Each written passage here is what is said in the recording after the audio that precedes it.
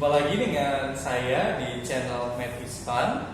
Dan pada hari ini saya mau menanyakan kabar untuk kalian semua yang ada di rumah. Pasti sehat-sehat dong. Harus jaga kesehatan, harus jaga kebersihan, jaga pola makan supaya kita semua memiliki badan yang sehat, memiliki semangat yang sehat, sehingga kita tetap bisa beraktivitas dengan baik. Walaupun saat ini kita hanya bisa beraktivitas di rumah saja, namun itu tidak menghalangi semangat kita untuk menambah pengetahuan, untuk menambah ilmu dan wawasan kita dalam pelajaran. Karena itu, pada saat ini kita akan belajar kembali, bertemu kembali dalam Math is One dengan pokok bahasan yaitu bangun ruang. Ya, jadi jangan kemana-mana, tetap simak channel ini sampai akhir, tonton videonya sampai akhir, dan jangan lupa like, comment, dan subscribe. Jangan lupa share ke teman-temanmu supaya mereka juga bisa mendapatkan informasi yang sama seperti kamu dapatkan. Ya, tanpa berpanjang lebar lagi, marilah kita menyaksikan pembelajaran dengan santai. Jadi, saya kasih waktu 5 detik untuk kalian untuk mempersiapkan posisi badan, untuk persiapkan cemilan mungkin, atau mungkin untuk persiapkan minuman. Yuk, kita hitung bersama-sama.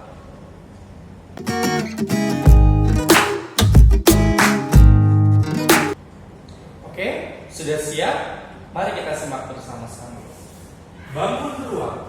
Bangun ruang adalah sebuah bentuk matematika yang terdapat di dalam dimensi 3. Ya, mungkin kita belum belajar apa itu dimensi 3. Atau dalam bahasa yang lebih sederhana, dimensi 3 itu adalah semua bentuk bangun matematika yang punya volume. Jadi, bangun ruang adalah bentuk bangun matematika yang berada di dimensi 3 dan memiliki volume. Secara garis besar, kita mengenal ada 2 golongan bangun ruang yang kita pelajari selama kita berada di sekolah dasar. Hanya 2. Apa saja? Yang pertama ada golongan prisma. Yang kedua ada golongan limas. Prisma dan limas.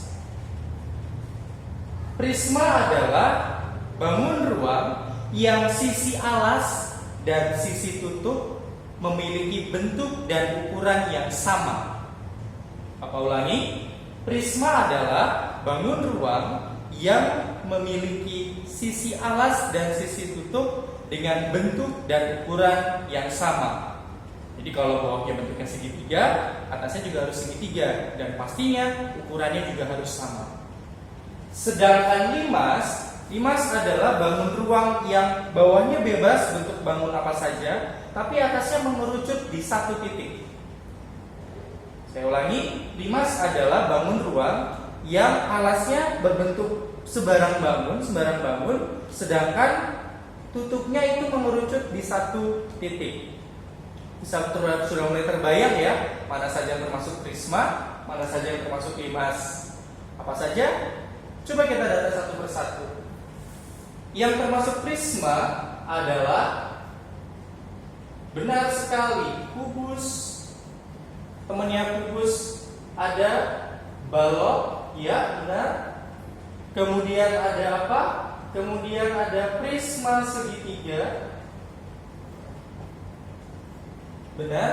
Kemudian yang keempat ada apa?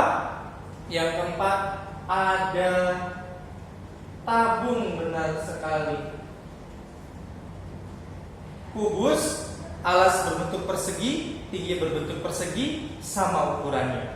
Balok, alas berbentuk persegi panjang, tutupnya berbentuk persegi panjang yang sama ukurannya. Begitupun dengan prisma segitiga yang sama ukurannya, atas dan tutup, alas dan tutup berbentuk segitiga. Sedangkan tabung, alasnya lingkaran, tutupnya lingkaran dengan ukuran yang sama. Seperti ciri prisma.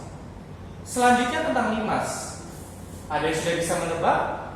Benar sekali. Yang termasuk limas diantaranya ada limas segitiga, kemudian ada 5 segi 4, dan yang ketiga kita punya 5 juga? Bukan 5, kerucut. 5 segitiga alas berbentuk segitiga, tapi atasnya mengerucut di satu titik. 5 segi 4 alas berbentuk segi 4, sedangkan atasnya tutupnya mengerucut di satu titik. Begitu pula dengan kerucut, berbentuk lingkaran alasnya, sedangkan puncaknya ada pada sebuah titik. Kita akan membahas satu persatu dari ketujuh bangun ruang ini. So, jangan kemana-mana, simak penjelasan berikut ini.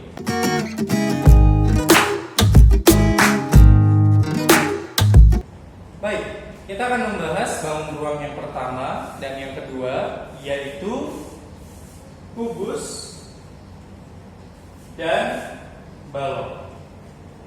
Seperti yang dapat kita perhatikan di papan tulis, bahwa ini adalah bentuk model dari bangun kubus dan ini adalah bentuk atau model dari bangun balok. Sedangkan yang di bawahnya adalah jaring-jaring bangun. Apa itu jaring-jaring bangun? Jaring-jaring bangun ruang adalah bangun datar yang menyusun bentuk dari bangun ruang. Atau bisa kita bilang ini kumpulan dari dinding, atap, dan juga lantai dari bangun ruang. Ini kalau kita lipat, kita naikkan seperti ini bisa kita susun menjadi sebuah kubus. Begitu pula dengan jaring-jaring balok. Begitu kita lipat, kita bentuk, naikkan seperti ini akan bentuk suatu balok. Apa saja ciri-ciri kubus dan balok? Ada 3 ciri utama kubus dan balok, dan 3 ciri ini hampir mirip. Jadi bukan mirip, tapi hampir mirip. Ciri utama yang pertama adalah mereka, kubus dan balok, sama-sama punya 8 titik sudut.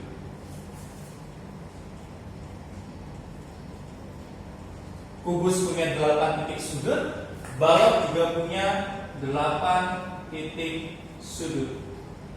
Di mana saja titik sudut itu? Di sini. Ini ada 1, 2, 3, 4, 5, 6, 7, 8. Begitu juga dengan balok. Di sini ada 1, 2, 3, 4, 5, 6, 7, 8. Ada 8 titik sudut pada masing-masing kubus maupun balok. Tidak mungkin suatu bangun tidak punya nama. Semua harus diberi nama supaya kita bisa mudah mengidentifikasi dan menganalisis bangun tersebut. Makanya kita harus menamai kubus dan balok ini. Penamaan kubus dan balok menggunakan huruf kapital dari abjad dan dimulai dari sisi sebelah sini. Harus dimulai sebelah sini. Misalkan saya mau menamai kubus ini dengan kubus dimulai dari A. Bagaimana cara menamakannya? Seperti ini. A, B, C, D, kembali lagi ke sini. E, F, G, H. Maka kubus ini dinamakan kubus A, B, C, D, E, F, G, H. Sedangkan balok ini juga bisa kita namakan. Bagaimana cara menamakan balok? Sama seperti kubus. Misalkan saya mulai dari P, Q, R, S, T, U, V, W. Maka balok ini dinamakan balok P, Q, R, S, T, U, V, W. Perlu kita ingat menamakannya dari mana? Dari sudut kiri bagian bawah dan berlawanan arah jarum jam. Ini adalah cara penamaan yang paling umum yang bisa kita gunakan. Kemudian apa ciri kedua? Ciri yang kedua dari kubus maupun balok yang hampir mirip adalah kubus memiliki 12 rusuk sama panjang. Rusuk itu adalah garis-garis penyusun ini, atau boleh saya bilang rusuk adalah kerangka. Jadi ini sama panjang semua, ini sama dengan ini sama, ini sama, ini sama, ini sama, ini sama, ini sama, ini sama. semuanya memiliki panjang yang sama. 12 rusuk sama panjang. Bagaimana dengan balok? Balok juga ada beberapa bagian rusuk yang sama panjang, tapi tidak semua. Bagian yang sama panjang adalah bagian yang sini, yang kita sebut sebagai rusuk panjang, atau saya simbolkan dengan P. Ini P. Kemudian bagian yang sini, atau disebut saya namakan rusuk tinggi, atau T. Ini T.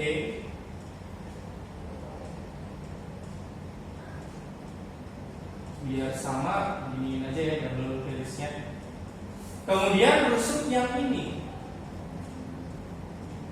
atau yang saya namakan rusuk lebar, atau L. L, ini L. Dan masing-masing sama panjang. Jadi ada 4 rusuk panjang, 1, 2, 3, 4 yang sama panjang. Ada 4 rusuk tinggi, 1, 2, 3, 4 yang sama panjang. Ada 4 rusuk lebar, 1, 2, 3, 4 yang sama panjang. Jadi total juga ada 12 rusuk dengan aturan 4 rusuk panjang, 4 rusuk lebar, dan 4 rusuk tinggi. Dan masing-masing sama panjang. Sedangkan untuk kubus semuanya sama panjang. Ada 12 rusuk dan semuanya sama panjang. Walaupun terdengar hampir mirip, ada 12 rusuk, ternyata pembedanya adalah di panjang rusuknya.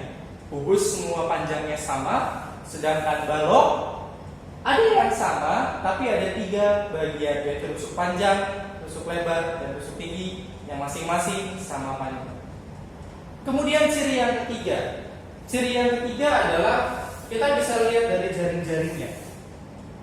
Kalau kubus, ciri yang ketiga, dia terdiri dari 6 buah persegi panjang, persegi yang sama ukurannya. Ini persegi yang pertama, persegi yang kedua, persegi yang ketiga, keempat, kelima, dan keenam, yang ukurannya sama. Sedangkan ini balok, dia hanya memiliki 3 pasang rusuk, 3 pasang sisi. Ini sisi yang pertama sama dengan sisi yang di sini. Ini sisi yang kedua sama dengan sisi yang di sini. Ini sisi yang ketiga sama ukurannya dengan yang ini. Jadi ini sama dengan ini, yang ini sama dengan yang ini, dan yang ini sama dengan yang ini. Kalau kita perhatikan gambarnya, yang bawah sini sama dengan yang atas. Benar ya? Alas dan tutup sama. Yang sini sama dengan bagian sini. Dan yang depan sama dengan bagian belakang. Sama-sama punya 6 sisi, tapi sedang kalau di dalam kubus 6 sisi berbentuk persegi dengan ukuran yang sama, sedangkan di balok ada 6 sisi dengan yang sama mana saja? Kanan kiri, atas bawah, dan depan belakang. Terus gimana cara mencari volume? Karena kubus dan balok merupakan bangun ruang yang dapat dihitung volumenya. Ya, dalam menghitung volume kubus, rusuk diibaratkan dengan R, disimbolkan dengan R atau R kecil. Sehingga dalam mencari volume,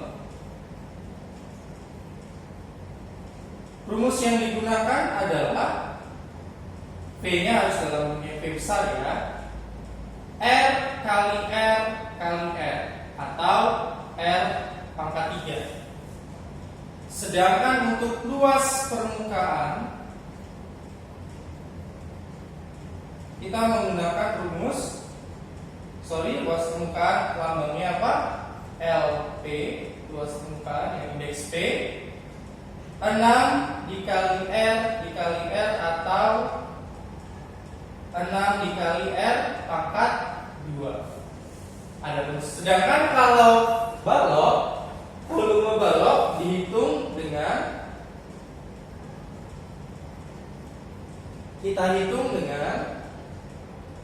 panjang kali lebar kali tinggi. Sedangkan luas permukaan kita hitung dengan menggunakan 2 dikali panjang kali lebar ditambah panjang kali tinggi ditambah lebar kali tinggi. Pak, saya posisinya tidak sama dengan yang ini. Saya panjang kali lebar tambah lebar kali tinggi dulu. Boleh. Mengapa? Karena di dalam matematika ada sifat yang namanya komutatif penjumlahan dan komutatif perkalian. Sifat komutatif adalah sifat yang boleh saling menukar tempat. Kalau itu penjumlahan ataupun perkalian. Karena kebetulan ini penjumlahan dan perkalian, maka ini boleh ditukar sini ataupun ini ditulis pertama, tidak masalah. Karena itu tidak mengubah hasil. Oke, ini bagian tentang kubus dan balok. Kalian bisa belajar ciri-cirinya, kemudian bisa belajar rumus volume dan rumus luas permukaan pada masing-masing pokok bahasa. Selamat menyaksikan. Perhatikan dulu ya.